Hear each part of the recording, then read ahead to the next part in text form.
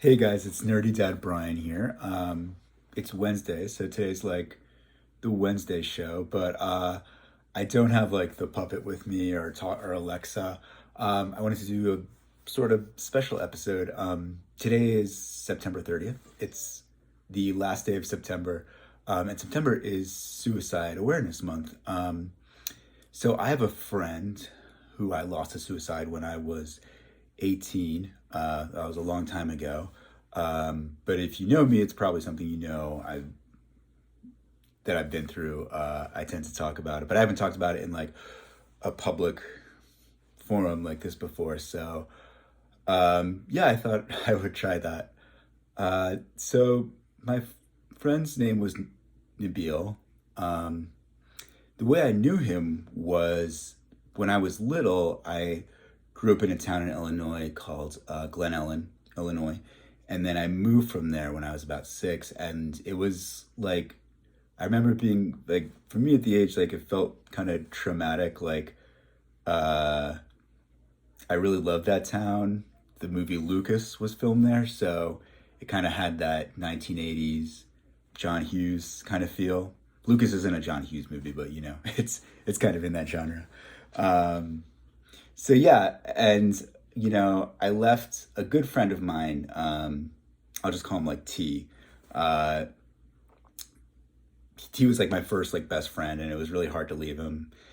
And when I moved to Short Hills, New Jersey, I would go back and visit him, and he would come to visit me in the summers. And it was like we were really great friends.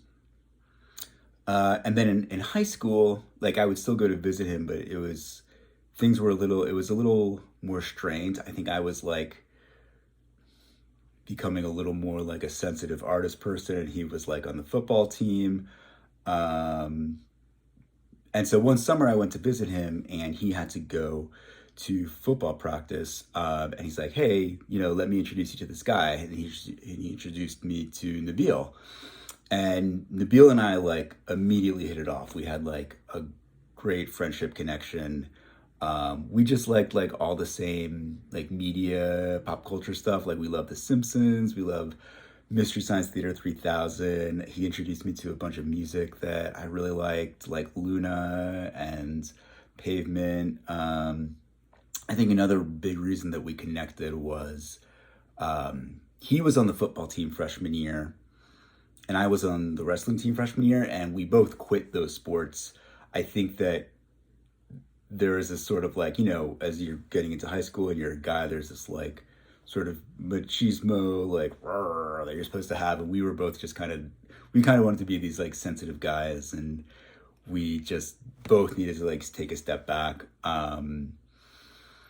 And yeah, so, we would talk on the phone a lot, and he did, he talked to me one time about how he was really depressed, and he was thinking about killing himself. And I yeah, I think that at the time I was pretty depressed a lot too. I think that is one of the reasons why we connected. And I didn't really know what to say other than the fact that like, yeah, I understand, I feel that way too. I think for both of us it was like a lot of pressure of school and grades and stuff. I think that he had a lot of trouble talking to girls, as did I. So I think that's another reason why we both connected. But yeah, after that phone call, actually, a girl who he was friends with at his school over in Illinois, I was in New Jersey, called me. She said that she had the same conversation with him. She was really concerned. Um, and then I think she contacted maybe like the principal at the school. I don't know. I'm kind of remembering this as I'm saying it. Anyways, he went on some, like, I think his parents got involved, and he went on some medication. Um, but yeah, like, so then that summer, um, I went out to, oh, there's a garbage truck going by. I'll just let that go by. That summer I went out to Illinois to visit him. This was like the summer after I graduated from high school. And we went on a road trip together with his brother. Um, we drove from Illinois to San Francisco, and it was, so the thing about the road trip was, a road trip is like you're with somebody, even somebody who you're really close with, it becomes like very intense. And it's not like we were fighting during the road trip at all. I just think it became something where we had this really strong connection, but like, I think we realized that we didn't know each other quite as well as we thought, and it just kind of became like a little bit awkward. I think that we were both at the time sort of prone to like bouts of like depression and not talking, and I think we both maybe fell into that in the road trip a little bit. So it was a good time, but it also felt like a little weird and like a last time to have seen him. So then I went to college, and I didn't talk to him for about a month or so. For about a month, yeah, because it was around this time, the end of September, that I got a phone call from his brother that he had killed himself, and yeah, it was really hard. It was really hard. It kind of sent me for a loop. It's something that I've, dealt with for a long time, have struggled with for a long time, and it's still something that I struggle with. I think it really put a strain on my friendship with T, the guy who introduced us. I think it's hard because, it's such a big thing, him and his suicide, and it,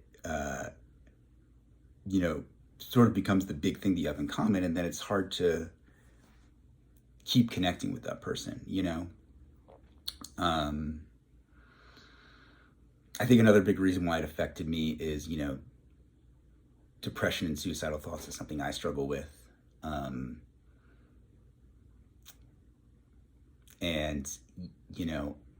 I think that probably would have been the case with or without what happened with Nabil. But, yeah, I still think about him.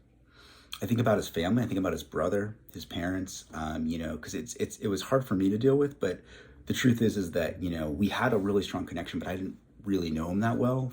For his family members, I can't imagine. I cannot imagine. Yeah. But, yeah, I just wanted to make this video, talk about it. I think especially because when I was like 10 years after this happened, I tried to like write a screenplay about what happened and like what I was going through at the time, and I wound up like fictionalizing a lot of it. And I spent like a year working on the screenplay and kind of got into my own little mental hole. I wound up moving back in with my parents, and kind of letting a lot of important things in my life slip away. And then I never did anything with that screenplay. So in a way, like making this video is just for me to kind of talk about what happened in a straightforward way, just put it out there and get some kind of closure on that, But yeah, I mean, I think Suicide Month should be something to prevent people from suicide, but also, sort of recognize that the people who are left afterwards also, like, we need to be there for them. It's a lot of pain. Yeah, and those people are still here. Those people are still with us. Yeah, I heard a statistic on a news program. I don't know how accurate it is, that like 1 in 4 young people right now is struggling with suicidal thoughts. I mean, obviously our country is in a really tough place, in a lot of ways. The world is in a really tough place in a lot of ways. Yeah, and I guess all I can say is the National Suicide Hotline, like calling the suicide hotline, helps so much. A couple years ago, I got into something where I was sort of like having these thoughts and they were starting to spiral, and I called the hotline for the first time ever in my life, out of, years and years of struggling with depression and suicidal thoughts. I just called them and sort of said, here's what's happening. And it helps so much. it seems like a simple thing, but I thought my problems were maybe like beyond that. But just talking to somebody who kind of is trained and know what they're doing can really make a big difference. Um, so yeah. Anyways, that is my video for today for the end of September. I hope you guys have a great rest of the week. Okay, bye.